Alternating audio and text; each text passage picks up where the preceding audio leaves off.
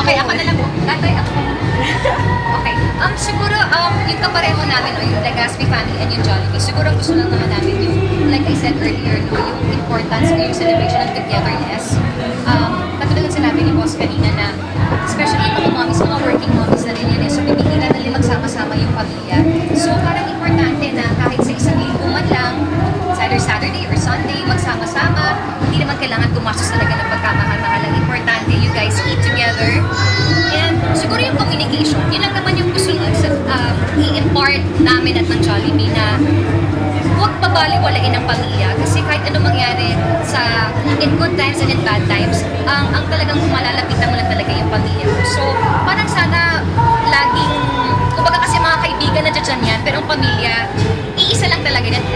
Irreplaceable lang ang pamilya. So, give importance to them. At saka, mas maganda rin na at a very early age, i-impart mo yung values na yun sa mga anak mo hanggang bata pa. Yun yung nagawa namin ni Zoren, na bata pa lang, inaano na namin, i-instill na namin sa kanilang importance ng family. Kaya ngayon, parang nakasanay na talaga namin na sama-sama. Kahit sa kayo magpunta, talagang sama-sama kami. So, yun. Siguro yung sa mga magulang, okay matakot magtanong sa mga anak ninyo because that will keep you close.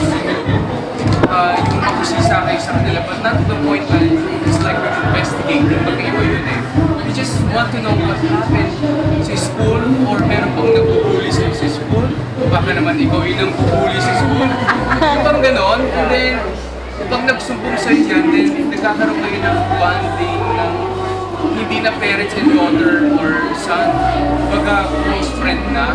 So kami ni Carmina, may mga moments na parang friend lang kami dahil minsan nagtatapat si Cassie tungkol sa mga problema niya, si Maverick naman sa ibang mga problema niya, na nagiging kaibigan kami, hindi magulang.